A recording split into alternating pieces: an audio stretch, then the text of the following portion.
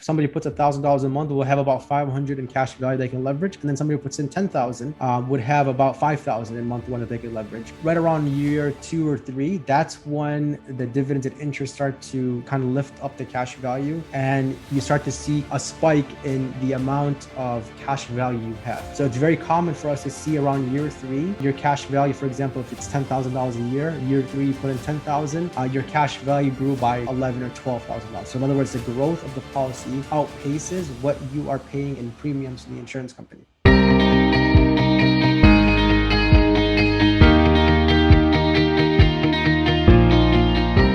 Welcome, everyone, to the Casandra Properties podcast. We're joined today by Sari Ibrahim. I've been looking forward to this one for a bit of time, as I often kind of say at the beginning of these things, because this is something that I actually did in my own personal investing early on, but we'll get into all of that. Folks, this episode has a lot of value. It's got a really unique strategy that will help you not have to be so dependent and reliant upon banks and financing.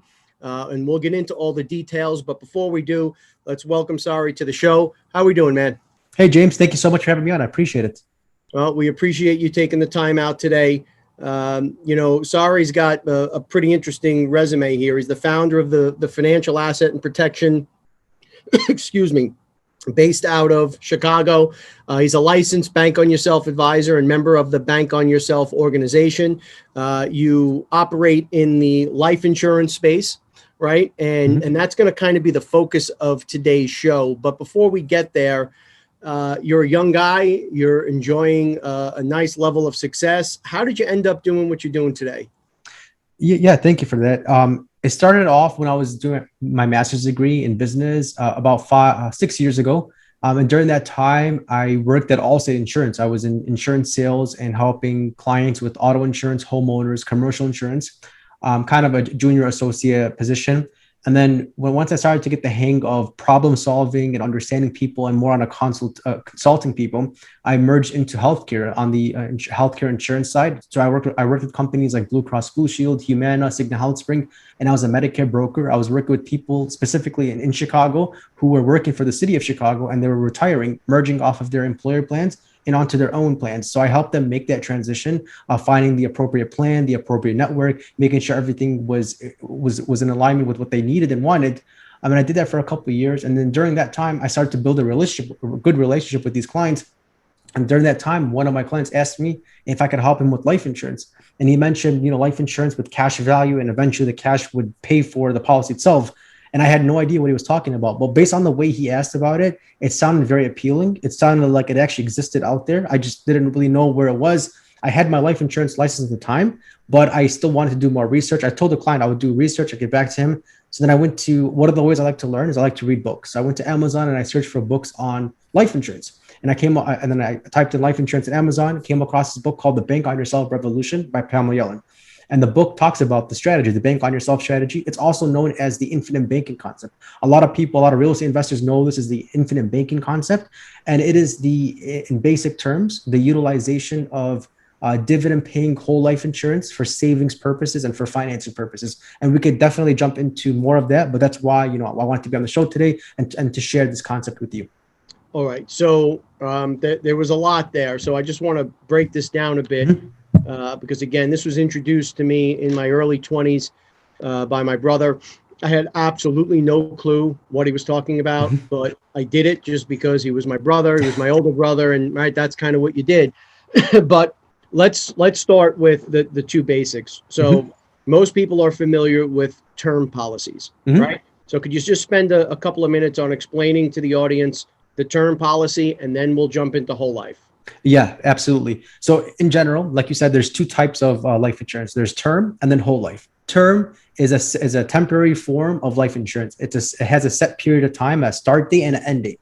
So it might be 10 years, 20 years, or 30 years. It's only life insurance. There's no cash value or equity in it. So for example, if somebody is 40 years old, they do a 10-year term policy. By the time they're 50 years old, the policy expires. They have the option to renew it. at a higher rate, but most of the time it's just that set period of time, and there's no cash value. It's strictly life insurance only for that set period of time. So if they got $1 million 10-year term policy for that 10-year period, the insurance company will cover them, pay the beneficiary $1 million if something happens to them within that period of time.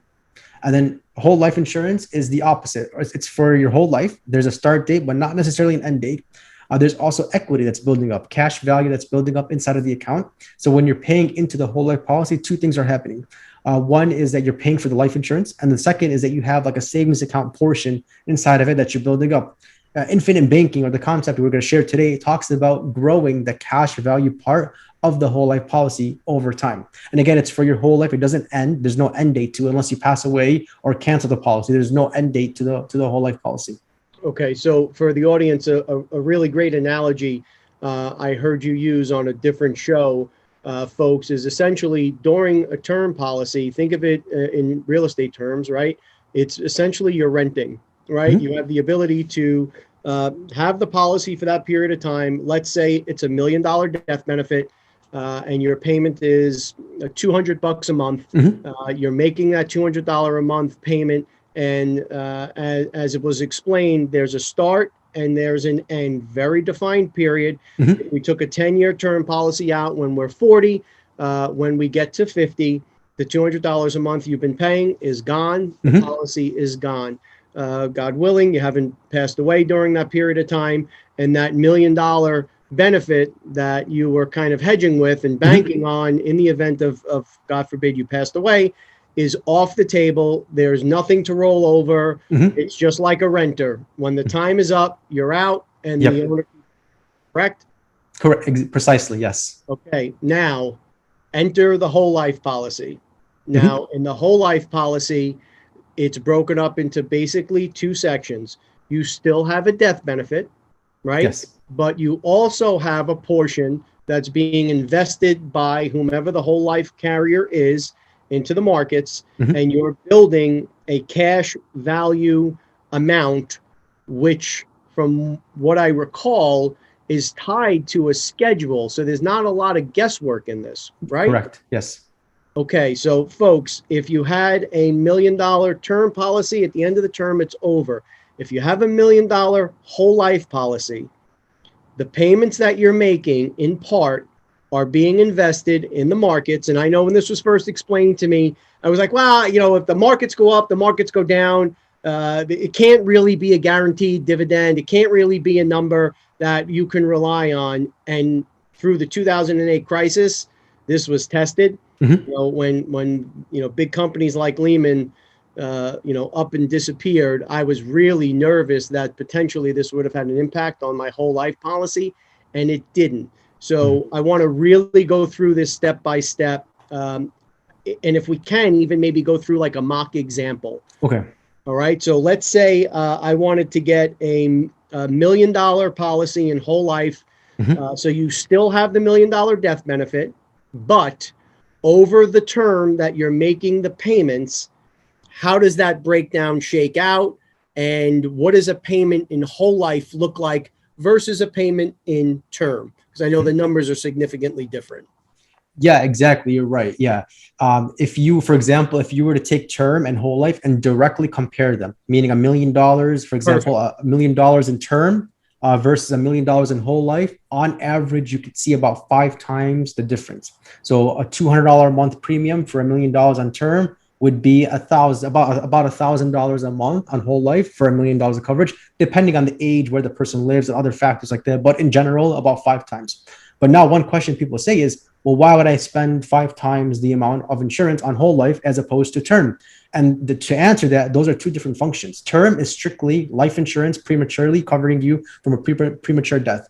Whole life it's changing the way you finance things. Those are the two differences. In a lot of situations, we do both. We do term and whole life for clients. Term to cover the death benefit, and then whole life to change the way they spend their money and to change the way they finance properties as real estate investors, the way they lend money as hard money lenders, the way they run their business as business owners. It's changing the way the dollars fluctuate into your life. That's the main purpose for a lot of clients when utilizing infinite banking or utilizing cash value whole life insurance. Okay, so again, folks. We covered a lot of ground there, and the stacking strategy that Sari prescribed or described is something that I did prescribe to. I wanted to make sure that there was a healthy level of death benefit. I'm married, I have 2 kids, but the reality was I needed to stay within certain confines when I took the policy, right? So if it's a $200 term policy, think about for that $1 million death benefit, it's now $1,000 for whole life. But, and there is a gigantic but, as you're going through this whole life policy, folks, you're going to get to a point where the cash value starts to accumulate, and it accumulates based on a schedule that it's unbelievable how accurate this has been for me. And there's a million different things you can do with the money, but we'll get there. Let's talk about the term of the policy. Now, it's a bad way of describing it. The life of the policy, right? At what point does the cash value start to build up and really show legit dividends that you're able to access? And well, let's just start there. At what point does that cash value start to appear in the policy? So technically, the cash value appears from month 1. Now, as far as how much cash, that all depends on how much you're funding it. So, for example, I did my first policy, a small policy, putting in $300 per month. From month 1, I had about $150 in cash value. So about 50% ratio between premium dollars and cash value. Now, I've also worked with clients who put in like $100,000 a year. Those clients will probably have about $50,000 or $60,000 in the first year that they can leverage. So it depends on how much you're putting in. Of course, it's proportional. The premium dollars that you put in are proportional to the amount of cash value you have. Okay, so let's just pause for a moment there. So the cash starts to appear month 1. Yes. And the ratio you had said was about 50%? Yes, correct. So for every $1,000 payment that you make, $500 becomes available to access off Jump Street. Yes, exactly. And if you make higher payments or if you have a higher schedule, the amount that's available is higher? Yeah, exactly.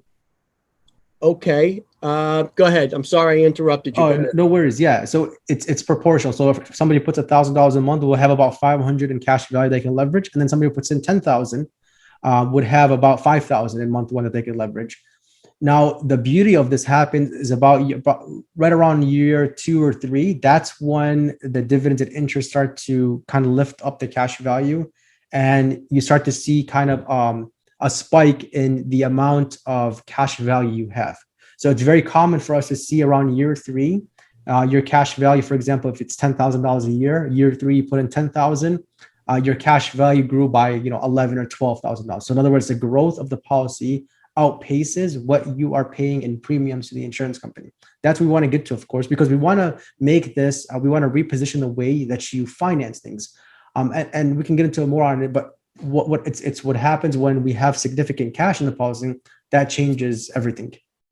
So there's never been a better time to cover this topic, right? The banks are dramatically changing their underwriting requirements. It's becoming more and more difficult on the commercial side, especially. And by commercial side, I mean retail, industrial,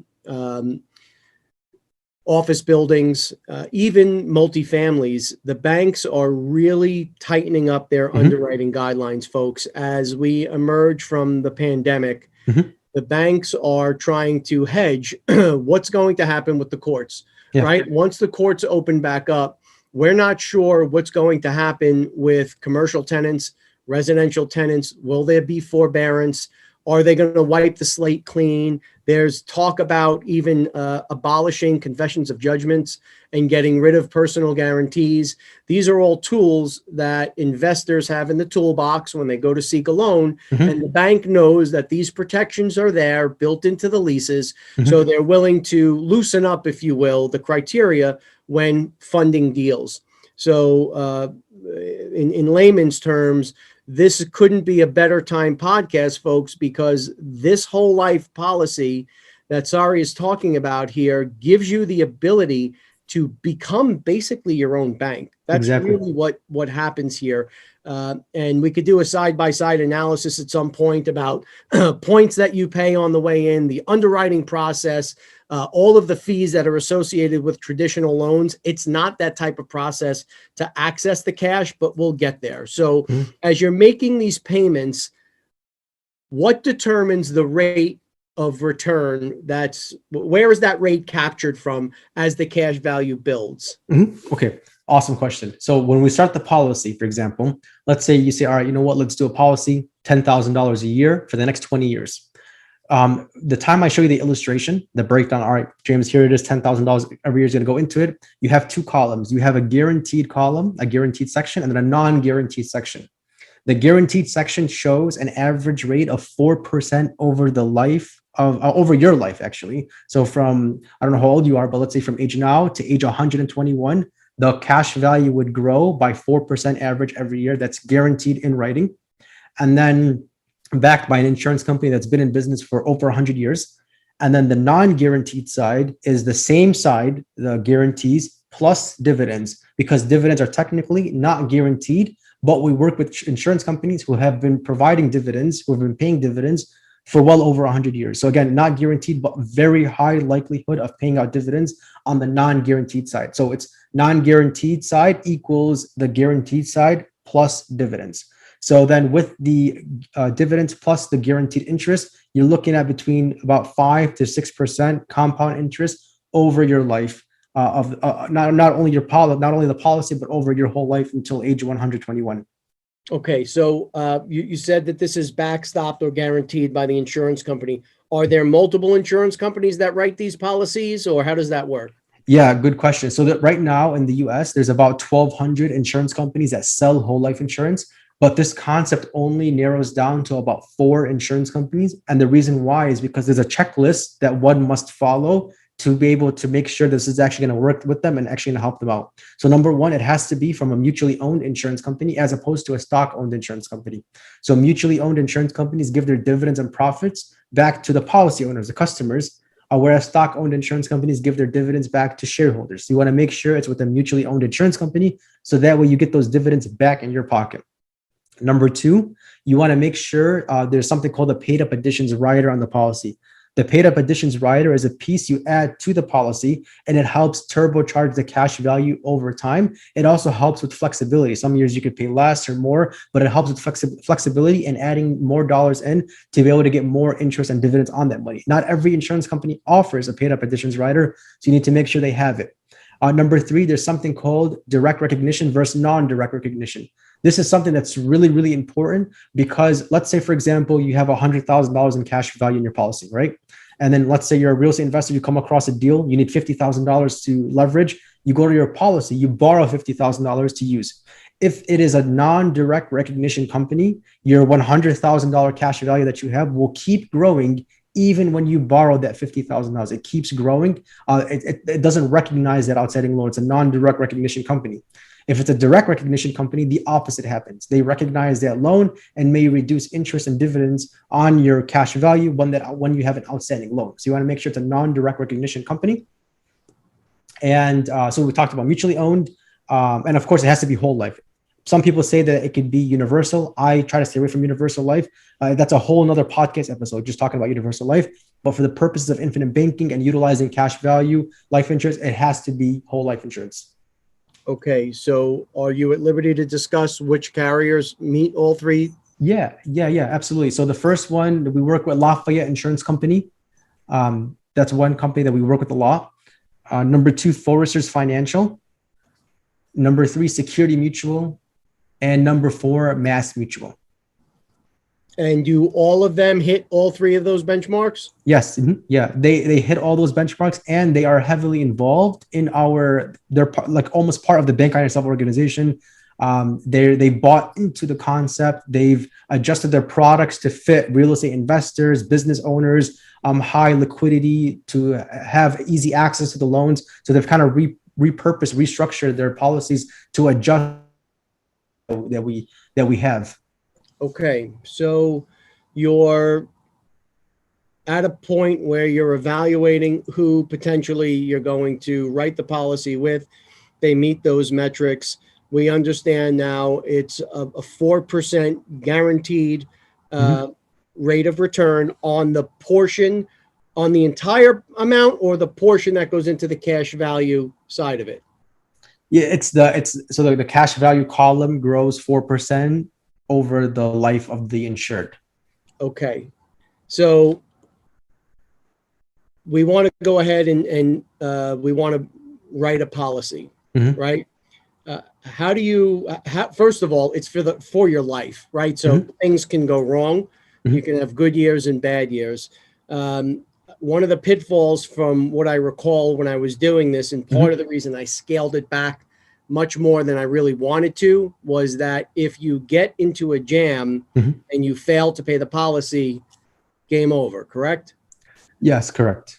Okay, so folks, as you're contemplating this, this is a situation where you could be down the line on a policy. Well, actually, that's a question. Let's say you're 25 years into the policy. Mhm. You've accumulated $1 million in cash value against a $3 million death benefit. What happens to the money at that point if you can no longer make the payment? So that's a really good question, and a couple of things that we could do. So, look, for example, let's say that you are 40 years old. You say, I want to do $10,000 a year for the policy for the next 30 years. So at age 70, you no longer have to make premiums to the policy. But let's say 25 years in, so by age 65, you've been putting in $10,000 a month, and you have about, let's just do even numbers, $500,000 in cash value, but you can't afford the last 5 years of the policy to keep paying into it. You could do a couple of things. One, you could borrow from the cash value to pay for the premiums. That's one thing you could do. So hold on a second here. So you can actually pay your premiums from your dividends or From from your the cash value? from the overall cash value, yes, you could take out a loan to pay the future premiums. Okay.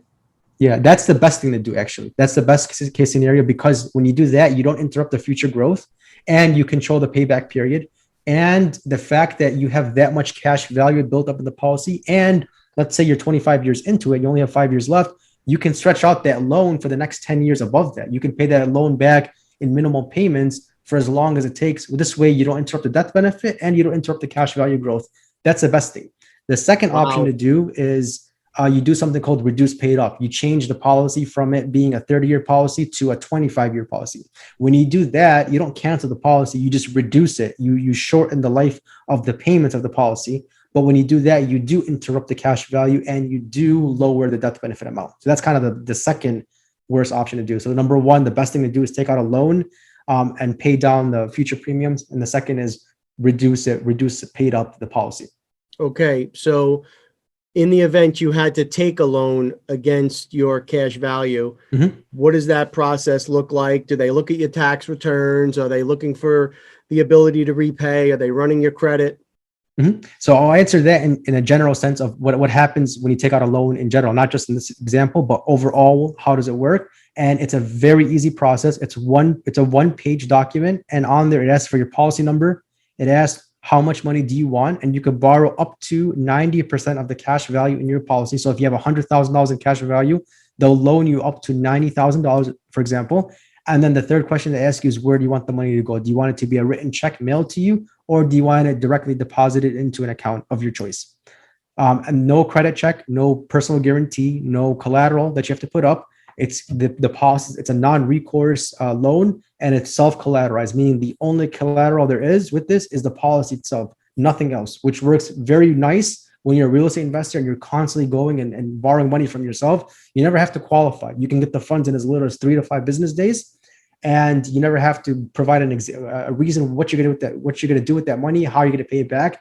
And then you could pay it back on your own terms. You could pay it back in monthly payments, annual payments. You could make some monthly payments, some annual. You could even pay it back contingent on rental income that you're expecting. However you want to pay it back, it's on you as a mutual owner of the insurance company. All right. So, folks, we're talking about an example where you're borrowing from the cash value to pay dividends, but it's too exciting to not jump into the other side now. So we're going to transition, and I'm going to come back to an example of how this compounds. But You have been paying your policy. You're in year 15, 20, 25, 30, doesn't matter what year you're in. You have a cash value that you've accumulated. You've got your eye on a great piece of property in a highly competitive market like we're in today. You want to submit a bid on the property, and you want to pay cash for it, or you want to put a deposit and seek traditional financing. Whatever portion that you have in your cash value, up to 90%, I think you said? Correct. Yes. Okay. So if I have my eye on a $1 million piece of property, and let's say it's got to be a real quick deal, I've got a lot of competition and I want to be able to write a check, but I do not have $1 million in the bank. In fact, I don't have $10,000 in the bank. There is, in my policy, let's assume I have $1.1 million, $1.2 million in cash value. I fill out a one-page document. Yes. There's no underwriting. There's no credit checks. There's no 3 years tax returns. There's no audited financials. There's no partnership documents you have to source from the 7 different entities that you're involved in.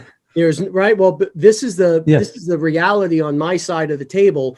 And when you're in real estate as a broker, or you're a 1099, it is extremely difficult in good circumstances to access capital through traditional methods and institutional banks, right? I've got 800 credit. I pay my bills, and I constantly am battling with the banks just because of the nature of my business to secure financing. So you have the ability, folks, now to literally have zero underwriting. Oh, and by the way, you're not paying an application fee. You're not paying a lender fee. You're not paying the appraisal fee. You're not paying a point in and a point out. You're not paying a prepayment penalty. You have none of that. You have the ability to go into your insurance policy and unlock your money like that. Correct. Okay. So you take that money out and you go ahead and, in that example, you proceed with your transaction. But let's talk about out of the box before we get into repayment. You mentioned something earlier that is super exciting. Hard money lending. Yeah. Right? There, in my market, I've personally paid, because of these issues, before I got up to speed on the system that you're promoting today, I've personally paid 18 plus 2. So I've paid 18% on the note and 2 points, right? Because it was just such a great deal, and I rationalized why it was okay to pay 20% on the money that I was borrowing. You can take this money, because remember, not only is there no underwriting process, folks, you're not collateralizing this by anything.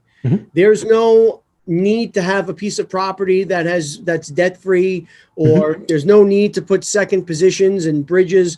This is money that you can deploy at will based on your own underwriting criterion.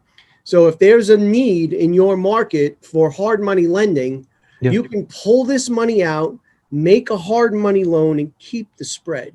Absolutely. So with that, can you talk a little bit about, well, how much does it cost for me to access this money, and what is the interest payment, and how does that all work on the policy side?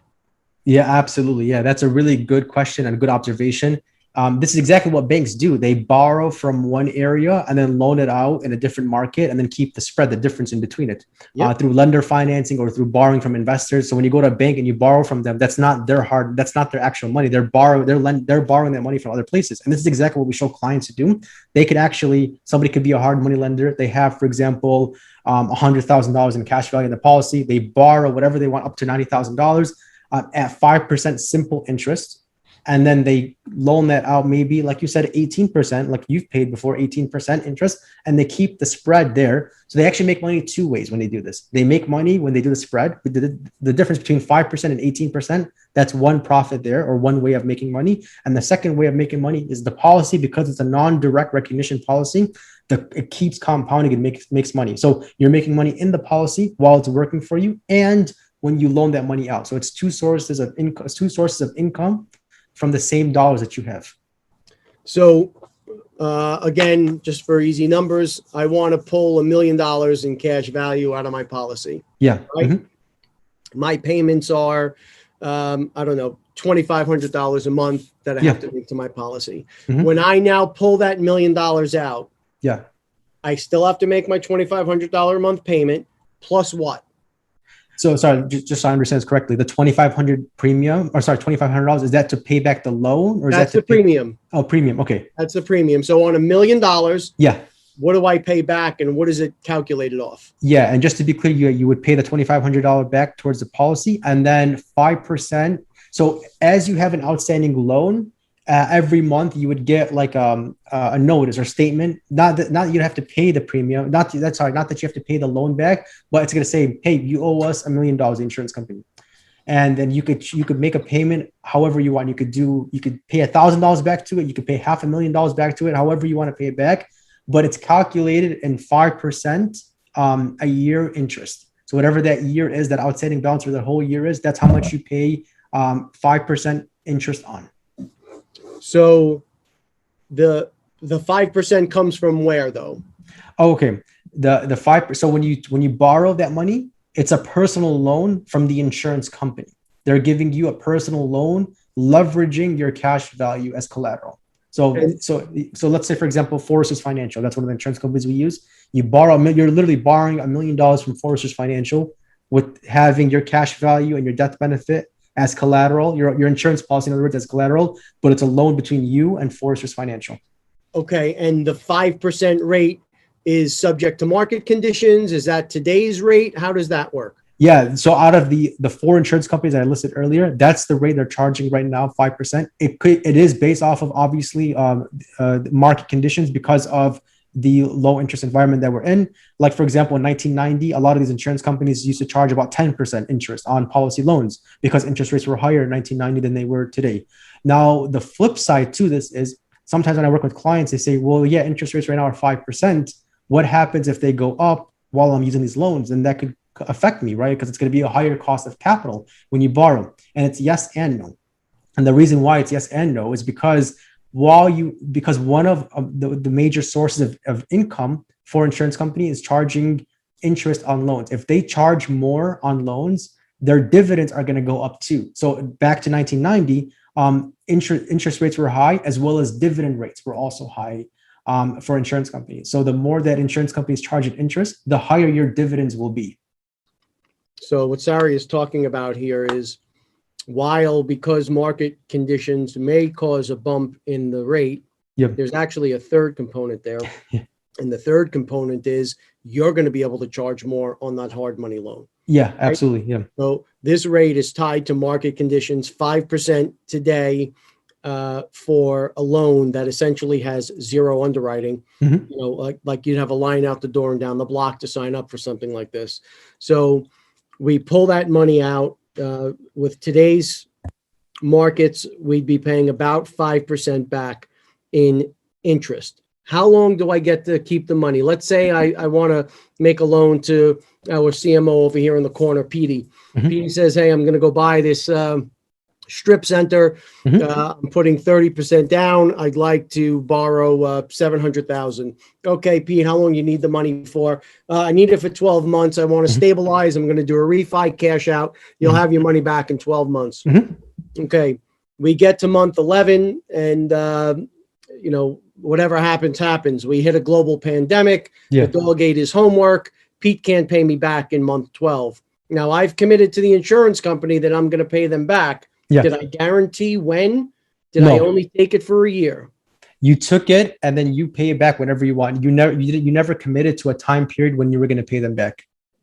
So it's open-ended. You can pay it back whenever you want. So if Pete needs that money for a longer period of time, I continue to collect my spread. Yes. And I'm not under the pressure of aligning my docs with Pete and my docs for the insurance company. Absolutely. Yes, correct. You're not.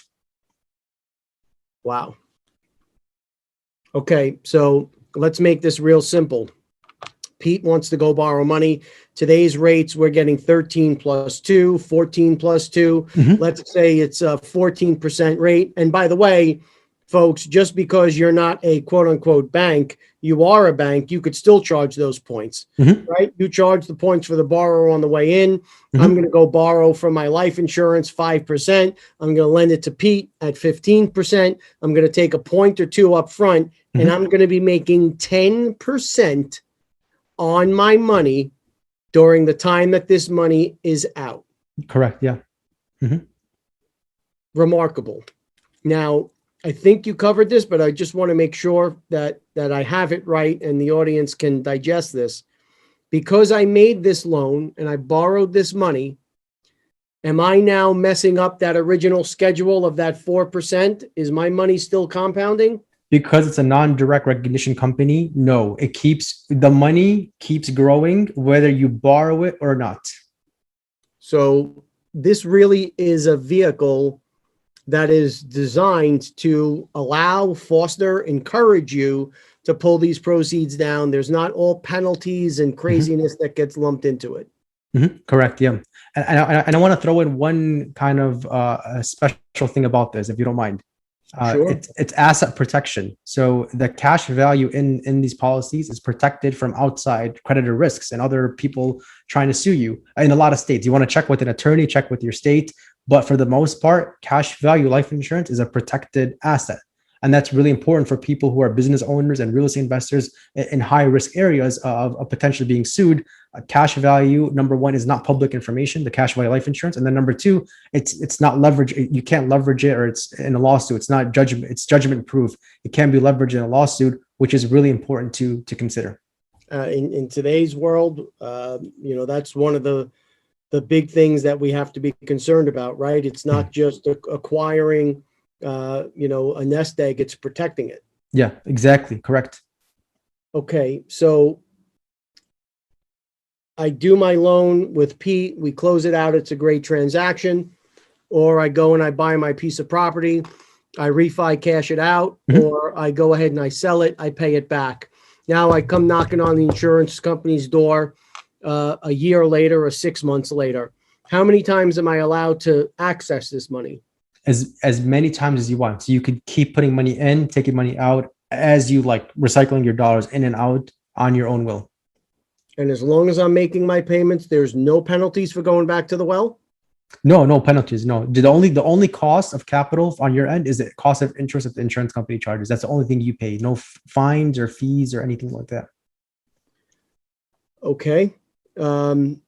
Let's talk about, if we can, an example of how this money compounds, because I know when I was taking the plunge, it was something that I felt like I'm never going to get to a point where this is going to accumulate. And, if I'm paying $1,000 a month or whatever the number was, it's not going to be anything sizable. And then you wake up 25 years later and wow, is it sizable?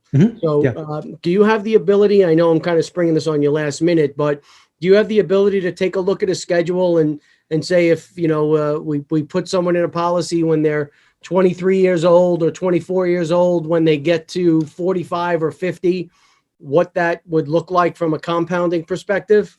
Yeah. So one kind of, the rule of 72, you would just take the 72 and then let's say it's 4% interest, take 72 divided by 4. In 18 years, your cash would double in 18 years. So that's kind of one quick way to do this. So every 18 years, your cash would double, utilizing the rule of 72. So whatever the amount is that the portion that is being attributed to the cash value side of the policy, you can bank on doubling your money every 2 years. Every 18 years. Every 18 years. Yeah. The rule of 72. Every 18 years, your money doubles. Yeah, exactly.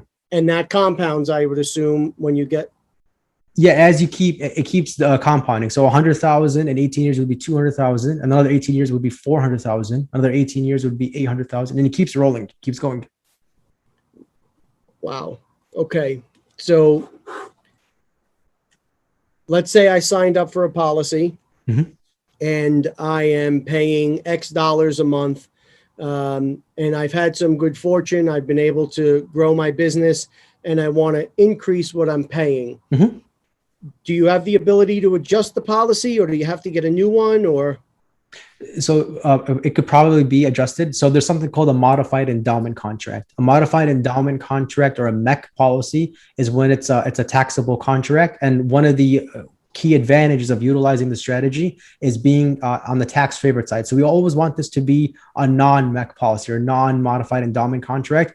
And the insurance company sets a limit every year. So for example, if you're putting in $10,000 a year, the insurance company will say you can add up to $12,000 a year, for example, without it becoming a modified endowment contract. So let's say, for example, in your case, you've been putting $1,000 a month into this policy, 10, 15 years later, you're wondering if you can add more in. And the answer is yes, probably. You would contact your insurance broker, you would contact the insurance company, you would ask them, hey, how much room do I have to add in?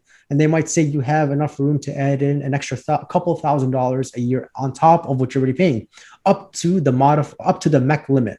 Once you exceed that MEC limit, then the policy now becomes taxable. Any gains you take out of the policy are taxed at your ordinary income plus 10% tax penalty if you are under the age of 59 and a half. In other words, the life insurance policy becomes almost like an IRA or a 401k, which is what we don't want to happen. We want this to be from that.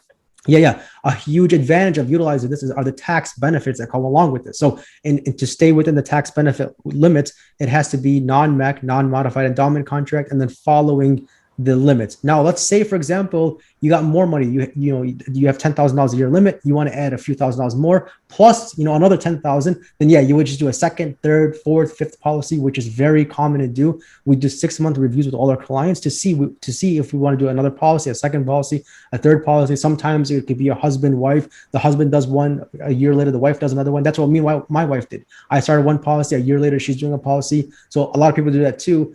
To kind of, and every year they're maxing out how much life insurance they can get.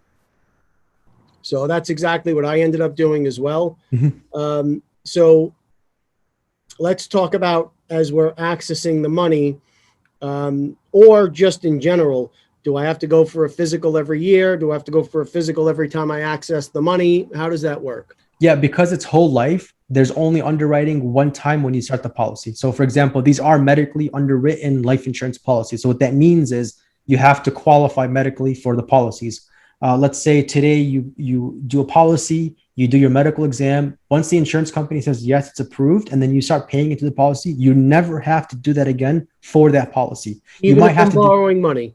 Yeah. Borrowing, not borrowing. Yeah. Once you get in with the insurance company you're in, you never have to qualify at all medically. Even if something does, God forbid, happen medically to you, you never have to, justify that or worry about that even. But when it comes to new policies, every time you get a new policy, you do have to go through underwriting. Some insurance companies have accelerated underwriting where they just do they would just take a look at your medical records. It's like 24 hours of underwriting. And then that's it, you're in. A lot of times it's fully underwritten. That means it's like blood, urine, and like a physical. That's pretty much one of the biggest downsides to it is the underwriting part. But once you do that, that's it. You never have to do it again for that specific policy. Okay. Now, when I'm borrowing money from my policy, it's a loan, so I'm not paying taxes, correct? Yeah, correct. Mm-hmm. Okay. But what about on my death benefit? Yeah, death benefit, that goes to your beneficiary. It is income tax free. It's not subject to income taxes. It could be subject to other taxes, like estate taxes, depending on your state and depending on the federal rules behind that. Something to consult with your accountant about. But in general, death benefit is tax free. Okay. Sorry to pepper you with all these questions, but I'm trying to get as much in as I can. Yeah. So the audience understands really what a comprehensive product this is. Mm-hmm. Let's say I hit retirement age. Mm-hmm. And I've decided that I don't want to take one giant chunk in one mm-hmm. shot. Reverse mortgages was something that became popular in the maybe 10, 15 years ago. Yeah. Do I have the ability to take distributions monthly or quarterly if I wanted to live? Absolutely, yeah. So let's say, for example, you got $1 million in cash value by the time you retire. You can have it set up like a pension-like account. It's not a pension, but it's similar to a pension where you just sit back every month. You're getting $2,000 or $3,000 a month, depending on how much you want and how much you and your advisor discussed. But you could sit back and say, I want $3,000 a month from now until the next 20 or 30 years from now. throughout retirement, I want this much. You can even increase it every year. And as you're doing that, you're also getting dividends and interest mixed in there too with your cash value. So it ends up being a lot of times it's very common to do a policy where we're paying into it for 30 years. And then 30 years later, you're sitting back and then getting paid from the policy at a higher rate, about 3 times what you put into it. So if it's $1,000 a month for 30 years, you could do $3,000 a month for the next 30 years on a tax-free basis. You don't have to pay taxes, income taxes on those $3,000 a month. In other words, 3 times your money, you wouldn't pay taxes on it. Wow. So how widespread is this method? How often are you coming across and seeing investors now utilizing these policies? So I've definitely been seeing a lot more more traction around this because of podcasting, because of different real estate, especially a lot of real estate investors like to use this.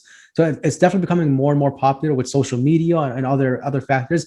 But there's still a negative connotation to it, a negative taste to it, because of people, when they hear whole life insurance, they automatically think of a bad investment. And it could be, if it's not structured the right way, like we mentioned, the checklist, if it's not done for the right reasons, yeah, it could be a bad investment. Like, for example, some whole life policies out there, they don't break even for 20 years. So you're putting money into it, and the first 5 or 6 years, you have no cash value at all. So you could be putting $1,000 a month into a whole life policy with no cash value at all. And it'll take you, in other words, it's not liquid at all. There's no cash in it to do. Even if you cancel, you don't get anything back. And a lot of people, like 30 years ago, were stuck in those policies. So a lot of people still have that lingering bad taste of whole life insurance being a terrible investment.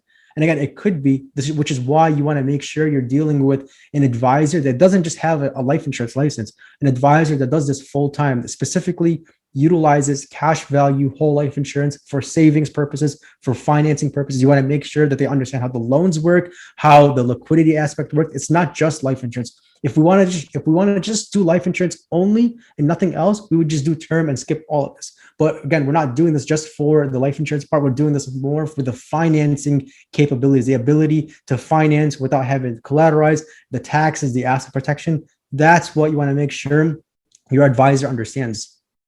So this has become, again, for us, an incredible tool that I've used over and over and over. Mm-hmm. I wonder, look, the longer you have this policy, right, mm-hmm. the better it becomes. We, like I said, you do wake up 20 years later and you're like, whoa, where did this money come from, right? Yeah. So at what point do you think, age-wise, you've kind of gotten past the point where it's going to be really a viable mechanism if you wanted to be able to access the cash through the mechanisms that we've been discussing? Yeah, it's, again, it depends on how much you're putting into it. But for the most part, I would say about 2 to 3 years into it, you can start seeing some action and some things that you can actually do. And again, it's everybody has their own preferences, what they do. We always do a financial analysis with clients. We get an idea of what they want to do. So for example, let's say somebody after a couple of years only has, $3,000 or $4,000. To a real estate investor, that might not be a lot of money to do. You can't really, I don't know what you could do with $3,000 or $4,000, maybe just use for some of the closing costs or part of a down payment. But what if you have $4,000 in credit card debt? That'll be a perfect strategy to do. You can now replace your credit card debt with the debt that you own now. So you are financing with yourself, paying the interest back to yourself instead of paying that to another credit card company. So in other words, we could have different layers of success for different clients at different times. For that client who just replaced all their credit card debt with their life insurance, well, that's a huge win that they could do now with just a few years of putting into the policy. Whereas, a real estate investor putting in a larger amount and then having $50,000 or $60,000 in cash value, then obviously, yeah, there's more they could do there. So again, we kind of understand the client, understand where they're at, where they want to go, and to see how we can make this work probably in the next 2 to 3 years, depending on how much cash value they're putting in and other sources of funds. So, Sarry, let me ask this in a different way. Yeah. Is this an investment tool only for the younger generation? If you're 40, 45, 50, is it too late? Is this something that you would advise is probably not the best tool? Good question. I understand it now. Okay. So yeah. So the advantage of doing it when you're younger, somebody who's 20, 25 years old, the advantage is they only need to put in a few $100s a month, maybe $200 or $300 a month. over that course of the period to have longer compound growth. Now, somebody who's 50 years old or 55 years old, putting in a few $100 a month is not going to take them very far. But I still work with a lot of clients who are in their 50s and 60s, but they have larger amounts of money. So they might put in $100,000 a year for the next 7 years. That'll make a substantial difference too. So somebody who's 50 years old puts in $100,000 for the next 7 years. By age 57, then they can even turn on income from age 70. So that way they have a larger amount they could take out of at age 70 when they retire, if that's their retirement age. So to answer clearly, younger is definitely better for lower premium amounts, and of course, more suitable to their income. So somebody who's 25 years old might only be able to do $200 or $300 a month to save. And we definitely recommend it. And then of course, fast forward to age 50, 60 years old, it's going to be heavier premiums to make an actual substantial difference. So do you do actual like portfolio reviews? Let's say someone in the audience, or I wanted to say, hey, I'd like you to take a look at, my insurance policies and where I'm holding. Do you do a full analysis, or are you just writing the whole life policies? Yeah, I always do a 60 to 90-minute financial analysis before I do any insurance consultations at all. So I check everything they have already, what they're currently doing, where they're currently at, where they want to go. And then we build the policy, a whole life policy, maybe one or two, even during the solution, to fit their portfolio, because everybody's going to have a different situation. The insurance companies I mentioned earlier, they all have 10 different products each, and each one has different funding requirements. So it's almost impossible to kind of guess which product and which company would be the best for the client. But the analysis, the financial analysis, it gives us our map of where to go. So folks, again, this is a product that I use myself. It's a product that I've now set up for my kids. I have a 13-year-old and I have a 9-year-old. And I've set them up with policies when they were 2-3 years old. And in our estate, God willing, I'm here to enjoy it with them. But in our estate, we prescribed essentially what and when they could access as they hit different milestones in life. I've found this to be, and of course, everyone's got to check with their own advisors and attorneys and everything else. But, for me personally, I found this to be such an unbelievable tool. And setting the kids up this way, it gives me a lot of peace of mind knowing that when they get to the age where they're going to go to college or they want to buy a home, these are things that I know I can rely on. So, Sari, what's the best way, if folks are interested, how do they get in touch with you? What's the best way to reach you? Yeah, the best way is by going to our website. It's finassetprotection.com, FIN, assetprotection.com. And if you, just to kind of give a little bit more content out there, I'll provide a free copy of the book, Becoming Your Own Banker by Nelson Nash. Nelson Nash invented the infinite banking concept and the utilization of cash value whole life insurance. So, and he wrote a book. It's about a 70-page PDF. So I'll send you that PDF if you reach out to our website at finassetprotection.com. I really appreciate your time today, man. This was, again, this is something I was excited for because we have used this. It's been a lifesaver in some instances, and it's been a great way for us to get that competitive advantage, secure deals, and to monetize it in other ways. So I really appreciate you sharing this with the audience today. Oh, thanks, James. Thank you so much for having me on. I appreciate it. Absolutely. All right, folks. As always, we appreciate the questions, comments, concerns. Keep them coming. And everyone out there, please stay safe.